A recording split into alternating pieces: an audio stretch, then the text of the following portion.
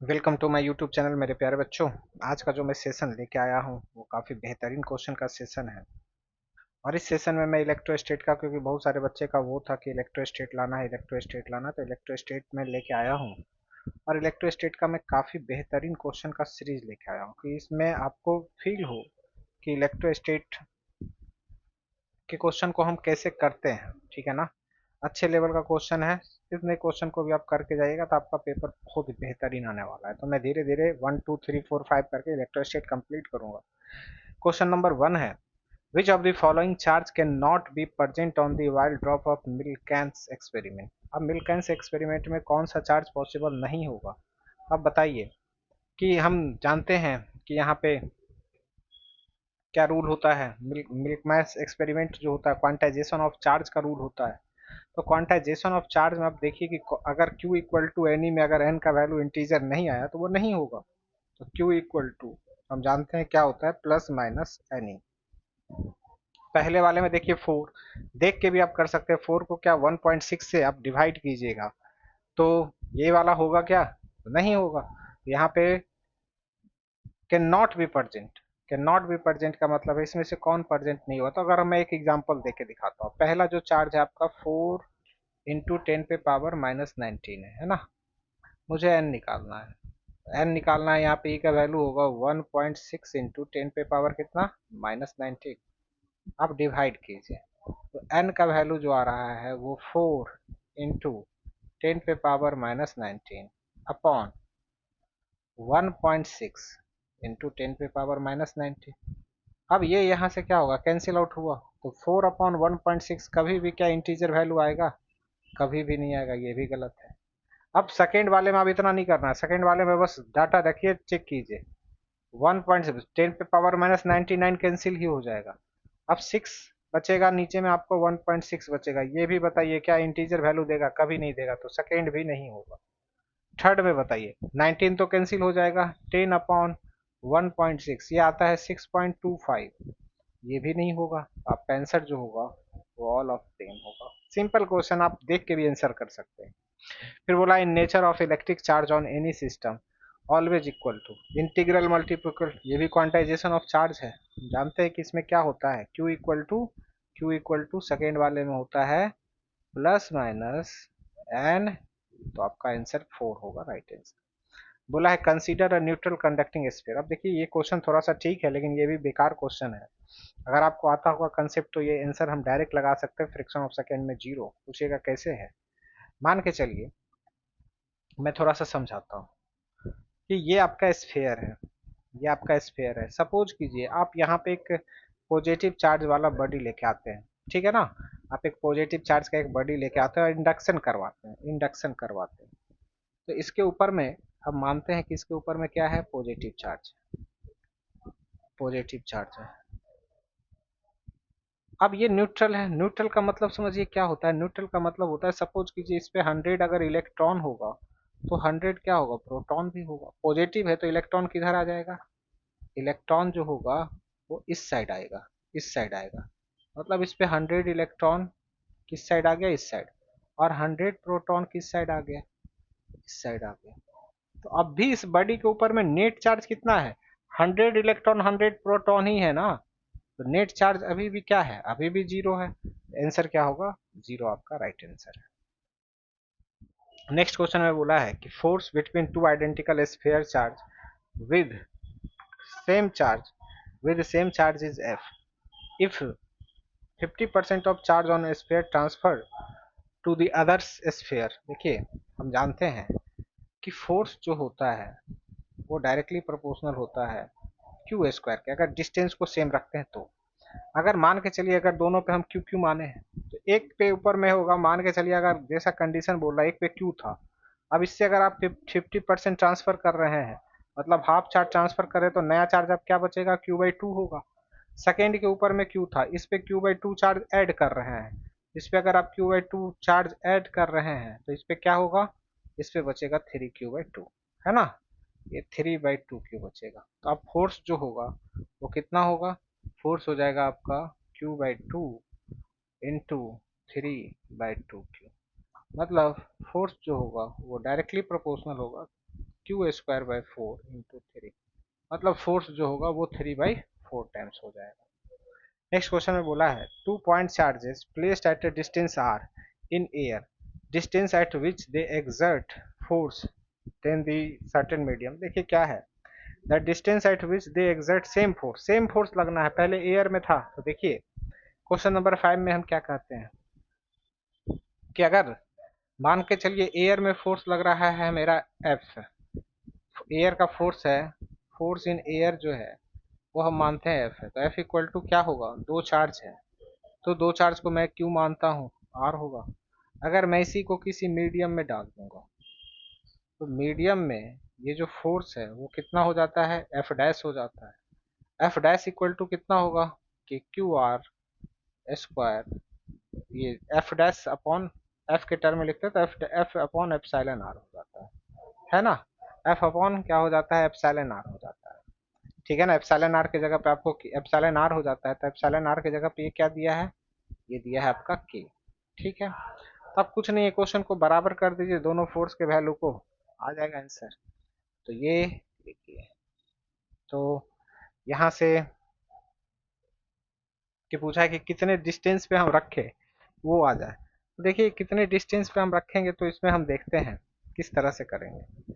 तो पहले बार में अगर आर है तो दूसरे बार में हम मानते हैं कि सपोज कीजिए डी दूरी पे रखेंगे, तो ऐसे लिखिएगा के Q square by R square equal to K Q square by D square.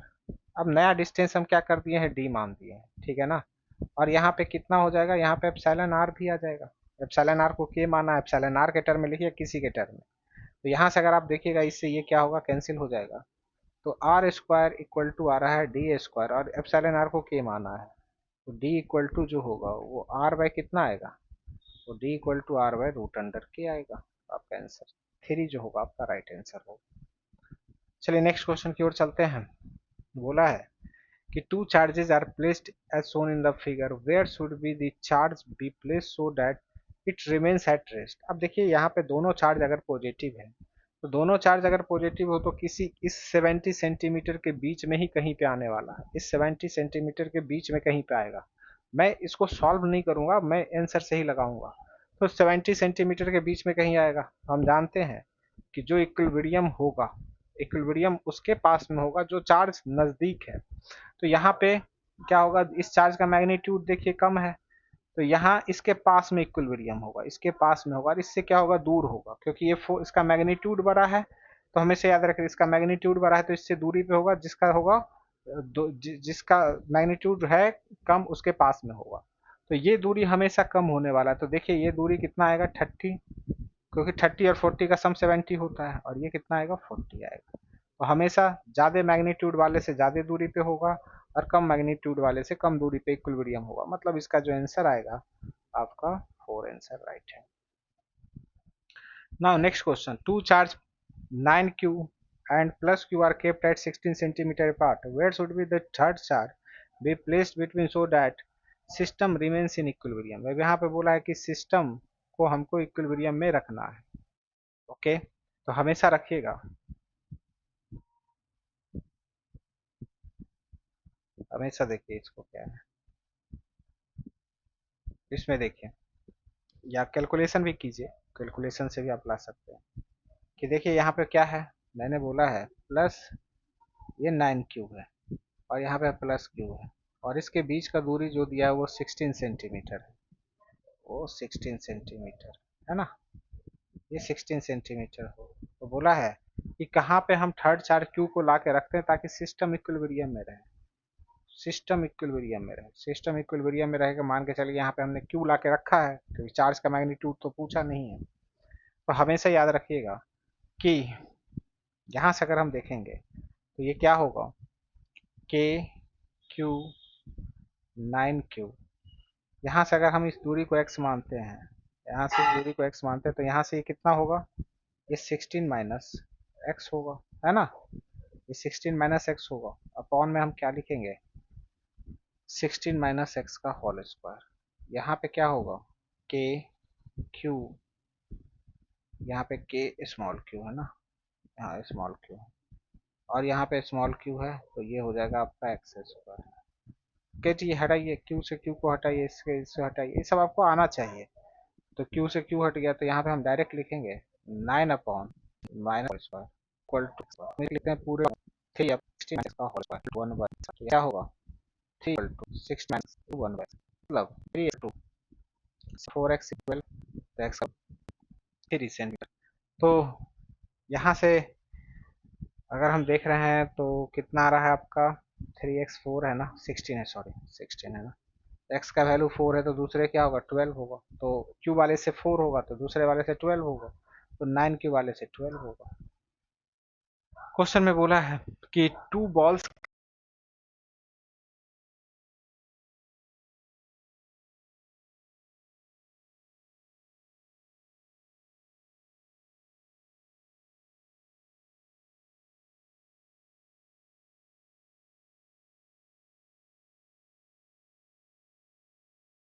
carrying charge 7q minus 5q attract each other with force. If charge minus 2q added both bs force between them, तो क्या होगा। देखिए दोनों के ऊपर में अगर हम माइनस फोर्स को लगा दे तो उसके ऊपर में क्या होने वाला है। तो 7 वाले पे अगर लगाइएगा तो कितना होगा, 7 वाले पे आप -2 ऐड कीजिएगा तो वो हो जाएगा 5, और -5 वाले पे वो कीजिएगा तो 7, तो वो क्या होगा सेम रहने वाला है, क्योंकि फोर्स जो होता है डिस्टेंस सेम है ना, तो चार्ज का एक का घट रहा है तो दूसरे का निगेटिव में बढ़ रहा है, तो क्या आने वाला है वो सेम आने वाला है, तो आंसर क्या होगा आपका ए होगा राइट आंसर। चलिए क्वेश्चन नंबर 9। क्वेश्चन नंबर 9 में क्या बोला है कि two equal and like charges when placed 5 centimetre apart experience of repulsive force इतना। ये मैग्नीट्यूड मैग्नीट्यूड आप निकाल सकते हैं भाई, इस सबसे सिंपल क्वेश्चन है ना, ये सबसे इजी क्वेश्चन है, आप इसमें आराम से निकाल सकते हैं just like a Coulomb's force लगा के। फिर बोला है 2 point charges 2 macrocoulomb and 6 macrocoulomb repel each other of force 12 Newton. If each given an additional force, तो पूछा है कि अगर हम दोनों के ऊपर में एडिशनल फोर्स दे देंगे तो वो क्या होगा, ठीक है ना। तो बोला है कि दोनों के ऊपर में हम एडिशनल अगर -4 न्यूटन का डाल दें तो क्या आने वाला है। तो देखिए कि एफ जो होता है वो डायरेक्टली प्रोपोर्शनल होता है क्यू स्क्वायर, डिस्टेंस सेम है तो दोनों का चार्ज के प्रोपोर्शनल होगा। तो एफ अगर ऊपर में देखिएगा तो ये क्या है 2 और यहाँ पे 6 है, ठीक है ना, ये F1 बोलिए। F2 जो होगा अगर आप यहाँ पे देखिएगा 2 में क्या ऐड कर रहे हैं -4, 2 में अगर -4 ऐड कीजिएगा ये कितना होगा -2 हो जाएगा, और 6 में अगर आप -4 ऐड कीजिएगा तो ये कितना हो जाएगा 2 हो जाएगा। बस हमको मैग्नीट्यूड से मतलब है, बाकी कुछ नहीं है। तो डायरेक्शन तो हम निकाल लेंगे, तो ये आपका कितना है, ये आपका 12 है, और ये आपको निकालना है तो ये 2 से 2 तो कैंसिल हो जाएगा, ठीक है ना, और ये कितना होगा ये 3 हो जाएगा, तो ये हो गया 3, यहाँ से कैंसिल कीजिएगा 4 हो जाएगा, तो ये क्या हो गया 4 न्यूटन। अब अट्रैक्टिव है तो भाई एक पे पॉजिटिव है एक पे नेगेटिव है तो क्या होगा अट्रैक्टिव होगा, क्योंकि इस पे पॉजिटिव था इस पे नेगेटिव था ना, तो अट्रैक्टिव हो गया। Now question number 11, what equal charges should be placed on the earth and moon to neutralize their gravitational attraction। कितना हम चार्ज को रखेंगे ताकि ग्रेविटेशनल अट्रैक्शन को क्या कर सके भाई न्यूट्रलाइज कर पाए, ठीक है ना। तो सिंपल क्वेश्चन है, तो देखिए क्वेश्चन नंबर 12 को हम कैसे करते हैं कि ग्रेविटेशनल फोर्स कितना होता है G M E M P upon R square equal to क्या होता है के क्यू स्क्वायर और आर स्क्वायर, है ना, K Q square by R square होगा। तो भाई इससे तो ये निपट गया, ठीक है ना, इससे ये क्या हो गया निपट चुका है। तो मुझे चाहिए Q, तो Q इक्वल टू क्या होगा Q square equal to Q equal to ही निकाल लीजिए ना, Q इक्वल टू होगा G M E M P upon क्या होगा के, इसके ऊपर में क्या लगाइएगा रूट लगाइएगा। चलिए रूट लगाइए, तो यहाँ पे अगर हम देखेंगे ये होगा 6.67 इंटू 10 पे पावर कितना होता है -11। मास ऑफ अर्थ आपको दिया हुआ है कितना है 10 पे पावर 25, 10 पे पावर 23, और के 9 टू 10 ऐसा है 8.10 पे पावर क्या होगा, राइट। इजी है, आप पावर से भी कर सकते हैं, उतना ऐड करने का नहीं है। 28 में से आप 11 को माइनस कीजिए, 28 में से हम 11 को ये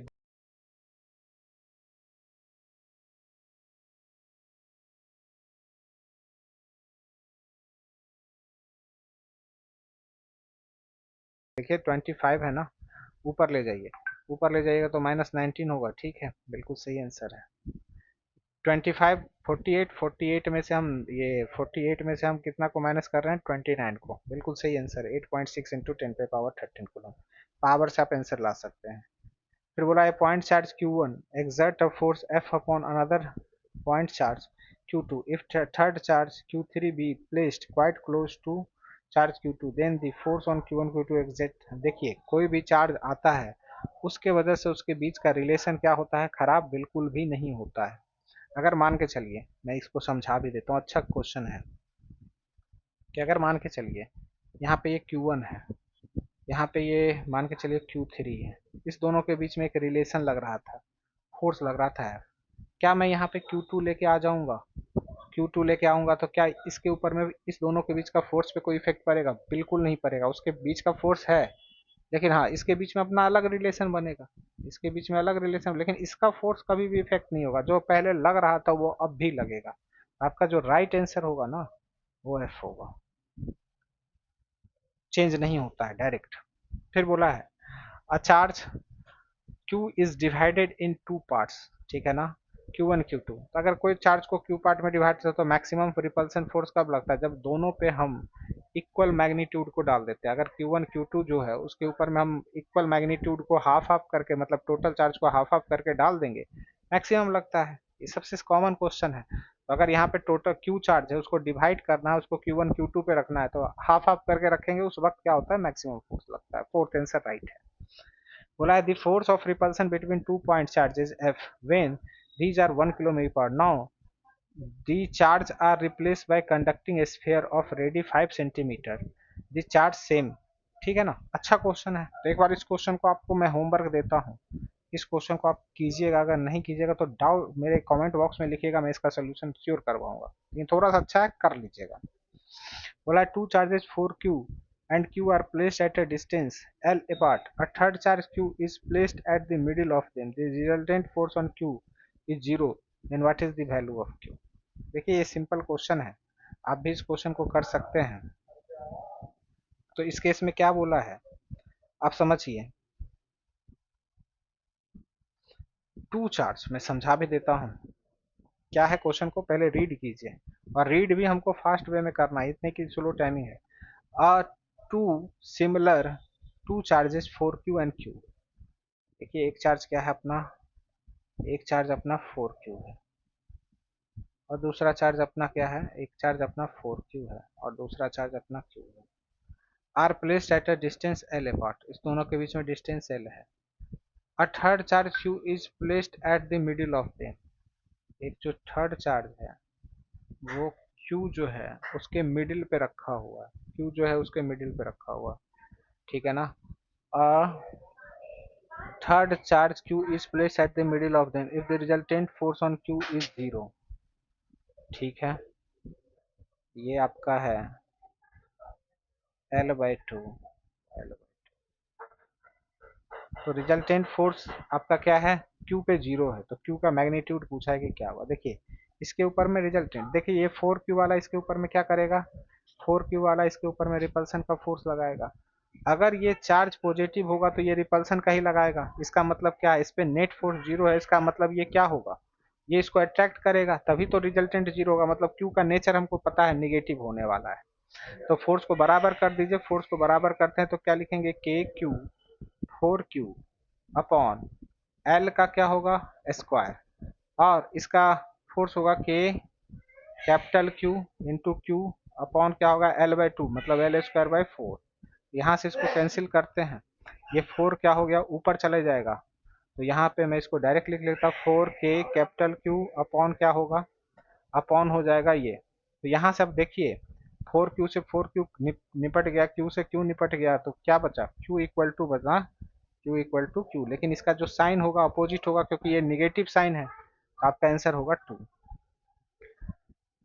क्वेश्चन में बोला है two similar charges having plus Q and minus Q charges are kept at certain separation F force if the another similar charge q charge kept at the middle of them it experience force in magnitude and direction।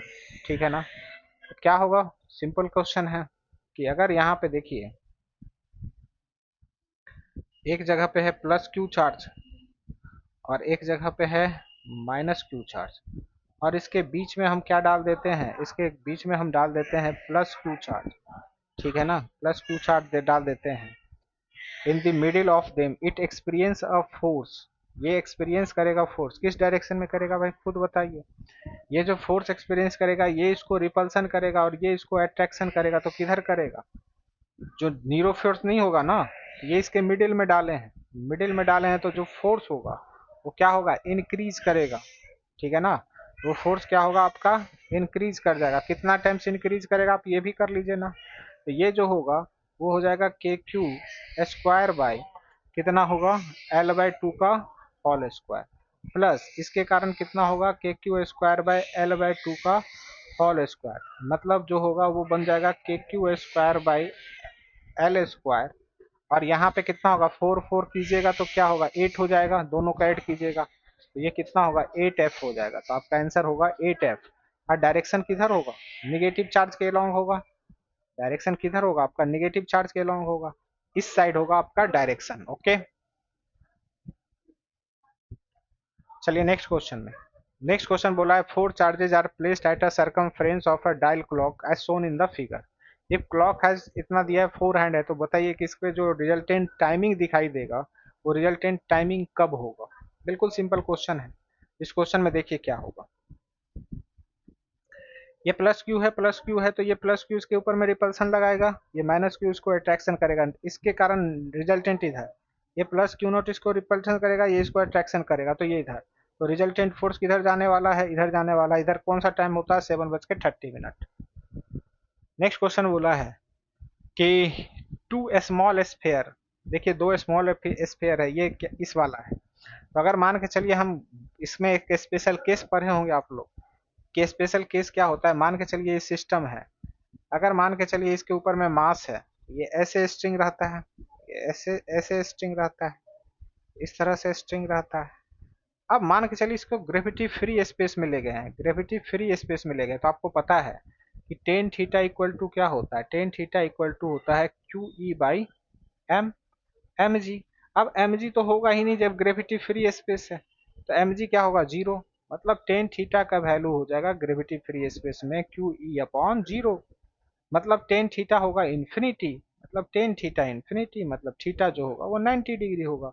तो gravity free space में ये जो wire ऐसे है ना, वो ऐसे हो जाएगा, ऐसे हो जाएगा, ऐसे स्ट्रेट हो जाएगा, और इसके बीच में एंगल बन जाएगा 90 डिग्री, इसके बीच में एंगल बन जाएगा 90 डिग्री, मतलब टोटल एंगल बनेगा 180 डिग्री। और ये जो लेंथ है ये एल लेंथ था, ये एल लेंथ था, ये स्ट्रेट हो गया तो ये एल 2L बन जाएगा। मतलब ऑप्शन नंबर ए क्या होगा आपका राइट आंसर होगा। जो फोर्स लगेगा दोनों के बीच में वो इतना लगेगा। फिर बोला है identify the wrong statement of the following of Coulomb's law. ठीक है ना, आइडेंटिफाई जो हमको रॉन्ग स्टेटमेंट का है कूलम्स लॉ के बारे में क्या है, binds the proton and neutron. अब देखिए binds the proton and neutron in the nucleus of item, ये कूलम्स लॉ का काम नहीं है ना, ये तो न्यूक्लियर फोर्स का काम है। ऑप्शन नंबर 2 क्या होगा आपका राइट आंसर होगा। नेक्स्ट क्वेश्चन बोला in the figure force a charge q in the direction of normal BC, BC के अलोंग क्या होगा, ये बीसी के अलोंग जो फोर्स होगा ये इसको इधर रिपेल कर रहा होगा, ये इसको इधर कर रहा होगा, ये 60 डिग्री बन रहा होगा, दोनों फोर्स का मैग्नीट्यूड सेम होगा, तो 60 डिग्री पे क्या होता है, रूट अंडर 3f होता है। तो ऑप्शन नंबर क्या होगा, डी आपका राइट आंसर होगा। तो ये आपका सिंपल है, मैंने स्पीड सोल्यूशन इसलिए दिया है क्योंकि आपको भी नीट में इसी लेवल पे आपको सोल्यूशन करना है, एकदम स्पीड मोमेंटम करके। ठीक है, तो इस तरह से इस क्वेश्चन को सॉल्व कीजिए, इसमें से एक क्वेश्चन आपका श्योर एग्जाम में रहेगा।